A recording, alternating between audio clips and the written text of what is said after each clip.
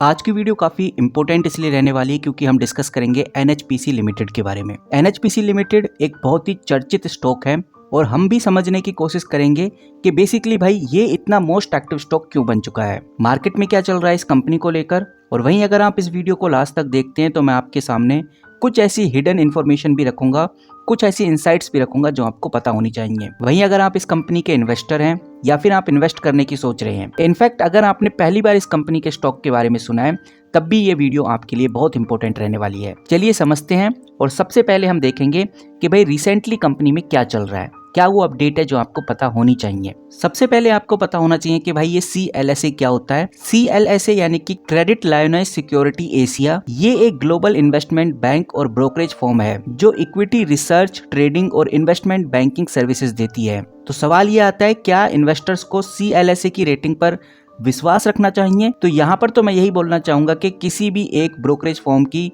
Rating के ऊपर पूरी तरह से आपको निर्भर नहीं रहना चाहिए। आपको कुछ और मल्टीपल रेटिंग को भी ध्यान में रखकर चलना चाहिए। बट एक बात तय है कि भाई CLSA की जो रेटिंग होती है इसका इम्पैक्ट कंपनी के स्टॉक प्राइस पे जरूर पड़ता है। तो चलिए समझते हैं कि भाई बेसिकली क्या दी है CLSA ने रेटिंग NHPC को। CLSA ने यहाँ पर जो NHPC को रेटिंग दी है वो हाई कन्वेंशनल आउट परफॉर्म की रेटिंग दी है, जिसको आप क्लियरली इधर देख सकते हैं। पहले ये आउट परफॉर्म की रेटिंग दे रहे थे और इन्होंने अपना प्राइस टारगेट भी दिया है। इस कंपनी का प्राइस टारगेट इन्होंने 120 रुपए के आसपास रखा है और जो लेटेस्ट प्राइस टारगेट के हिसाब से ये कह रहे हैं कि 117 रुपए तक ये स्टॉक जा सकता है, जो कि करंट प्राइस के लगभग 46% ऊपर है। और करंट प्राइस तो मैंने आपको स्टार्टिंग में बता दिया था कि इस कंपनी का जो करंट प्राइस अभी के टाइम पे लगभग 80 रुपीज के आसपास है। तो जैसा कि मैंने आपको बताया कि भाई प्राइस टारगेट से नो डाउट इन्वेस्टर्स काफी अट्रैक्ट होंगे इस कंपनी की तरफ और उनको लगेगा कि भाई अगर CLSA रेटिंग दे रहा है और प्राइस टारगेट भी बता रहा है तो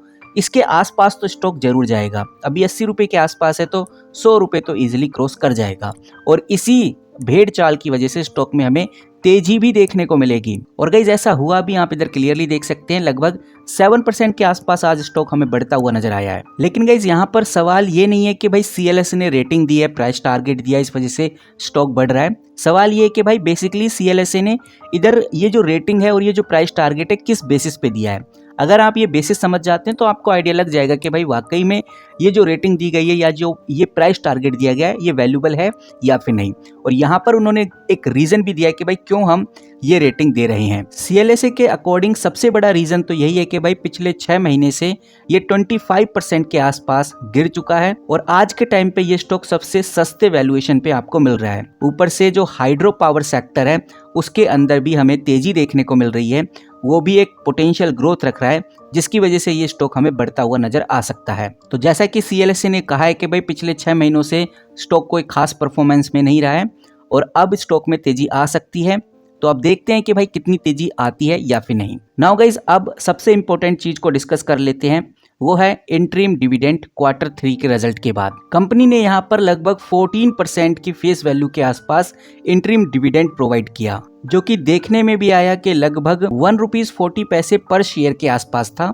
और ये डेटा भी आप इधर से क्लियरली देख सकते हैं, जिसकी रिकॉर्ड डेट भी 13 फरवरी 2025 की थी। लेकिन यहाँ पर मुद्दा ये है कि कुछ लोगों को लग रहा था कि डिविडेंड बहुत ही कम है, तो मैं आपको बता दूं गाइज ये इंटरिम डिविडेंड है और इंटरिम डिविडेंड यूजुअली कम ही होता है क्योंकि ये सिर्फ एक पार्ट ऑफ द प्रॉफिट होता है। अभी कंपनी ने फाइनल डिविडेंड प्रोवाइड नहीं किया है, आने वाले टाइम में कंपनी फाइनल डिविडेंड भी देगी और फाइनल डिविडेंड ज्यादा होता है क्योंकि ये पूरे साल के प्रॉफिट बेस के ऊपर होता है। इसके बाद बात करते हैं प्रोडक्ट और एक्सपेंशन अपडेट्स की। कह सकते हैं कि NHPC ने एनर्जी सेक्टर में एक हलचल मचा दी है। 50,000 करोड़ का बड़ा इन्वेस्टमेंट और फ्लोटिंग सोलर प्रोजेक्ट की शुरुआत इस कंपनी ने कर दी है। साथ ही एक बड़ा मर्ज भी अप्रूव हो गया है। तो यहाँ पर बड़ा सवाल ये है, क्या NHPC का स्टॉक अब नई बुलंदियों पर जाएगा?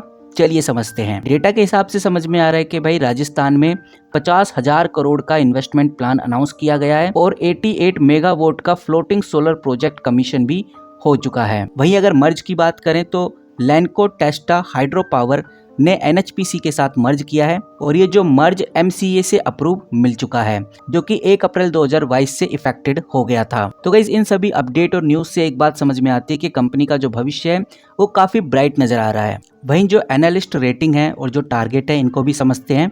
8 एनालिस्ट में से 3 स्ट्रॉन्ग बाय हैं 1 बाय है और 2 होल्ड हैं। वही मीडियन टारगेट की बात करें तो 92 के आसपास और करंट प्राइस से लगभग 23% अपसाइड हमें देखने को मिल रहा है। और जीएम फाइनेंशियल की बात करें तो जीएम फाइनेंशियल के अकॉर्डिंग बाय की रेटिंग दी गई है और जो प्राइस टारगेट है वो 100 रुपीज़ के आसपास रखा गया है, जो कि एक और पॉजिटिव पॉइंट है और 35% करंट प्राइस के अपसाइड है। वहीं कंपनी में कुछ चैलेंजेस भी हैं, कुछ रिस्क भी हैं जो आपको ध्यान में रखकर चलना चाहिए। जैसे पावर जनरेशन में हमें गिरावट देखने को मिली Q2 के अंदर और ये गिरावट लगभग 11% डिक्लाइन थी। इसके पीछे की जो वजह देखने को मिली वो फ्लैश फ्लड और लैंडस्लाइड को बताया गया। लैंडस्लाइड की वजह से कंपनी का जो की पावर स्टेशन है वो कहीं ना कहीं इफेक्टेड हुआ। वहीं कंपनी का जो पैसा हाइड्रो पावर प्लांट था वो भी शट डाउन हो गया है, जिससे कंपनी को लगभग 450 करोड़ का एनुअल लॉस हुआ है। और बताया जा रहा है कि भाई दिसंबर 2025 जो कि इस साल हमें देखने को मिलेगा कि वापस कंपनी ऑपरेशनल करने की इसको उम्मीद में है। अभी ऑपरेशनल हो पाता है या फिर नहीं वो तो आगे की बात है, लेकिन कंपनी का पूरा प्लान है। वहीं अगर हम फ्यूचर आउटलुक की बात करें तो कंपनी लगभग ऑर्डर बुक में 65,000 करोड़ का स्ट्रॉन्ग ऑर्डर बुक कर चुकी है, जो कि आने वाले 3 सालों में इसका जो रेवेन्यू है उसको सिक्योर कर पाएगी। डिविडेंड टिलाइड की बात करें तो अभी करंट में कंपनी लगभग 2.38% का डिविडेंड प्रोवाइड करती है, जो इन्वेस्टर्स के लिए काफ़ी ज़्यादा अट्रैक्टिव है।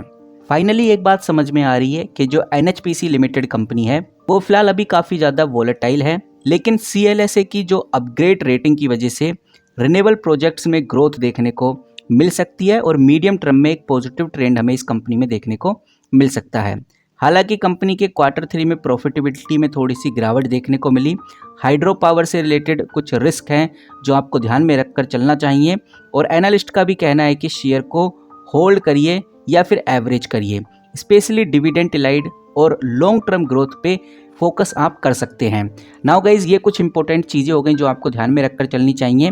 अब मैं आपके सामने कुछ इंपॉर्टेंट रेशोज भी रख देता हूं और आपको बताऊंगा क्या पॉजिटिव चीज़ें हैं इस कंपनी में और क्या नेगेटिव हैं।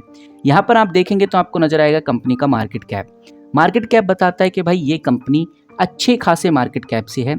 80,000 करोड़ बहुत बड़ा मार्केट कैप होता है, एक लार्ज कैप कंपनी हम इसको बोल सकते हैं। और ऐसी कंपनीज में एक विश्वास रहता है कि भाई भविष्य में कंपनी अच्छा ही परफॉर्म करेगी और डूबने के चांसेस भी बहुत कम होते हैं। हालांकि ये कंपनी को ऑलरेडी मिनी रत्न कैटेगरी में डाल चुके हैं और गवर्नमेंट के द्वारा इस कंपनी को चलाया जाता है, तो ये भी एक पॉजिटिव सिग्नल है। जो रिस्क कम लेना चाहते हैं उनके लिए कंपनी काफ़ी अच्छी है।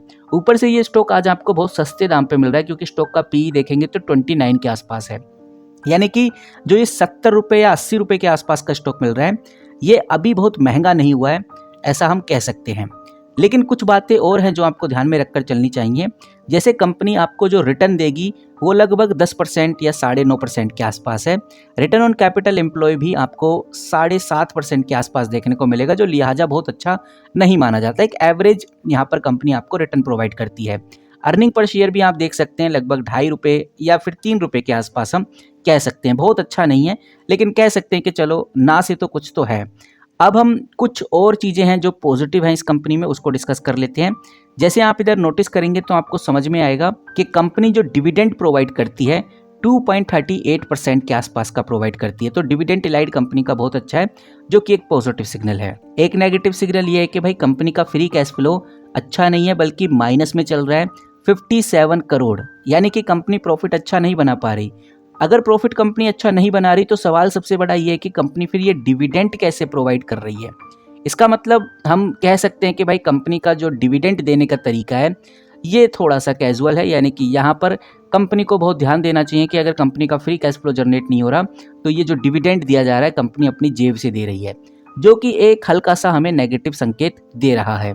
वहीं अगर मैं कर्ज की बात करूं तो नो डाउट गाइस कंपनी के ऊपर जो कर्ज है वो भी काफ़ी ज़्यादा आप देख सकते हैं, लगभग 34,000 करोड़ के आसपास का कर्ज है। डेट टू इक्विटी 0.85 के आसपास आ चुका है। अब इंटरेस्ट कवरेज रेशो कंपनी का अच्छा है, आप इधर देखिए इंटरेस्ट कवरेज रेशो लगभग 4.67 है। लेकिन कंपनी की जो पाइट्रोसिक स्कोर है, यानी जिससे हमें पता चलता है कंपनी फाइनेंशियली कैसी है, वो 4 है, जो दिखाता है कि भाई कंपनी फाइनेंशियली बहुत मजबूत नहीं है। ऊपर से कंपनी की 5 साल की सेल देखेंगे तो वो भी कुछ खास नहीं है, लगभग 1.41% के आसपास आपको सेल देखने को मिलेगी। कहने का मतलब ये है कि भाई कंपनी के जितने भी इंपॉर्टेंट रेशोज हैं उनमें कोई खास दम नहीं है। कुछ चीज़ें हैं जो पॉजिटिव हैं, लेकिन ज़्यादातर चीज़ें इस कंपनी में नेगेटिव हैं फिलहाल अभी के टाइम पे।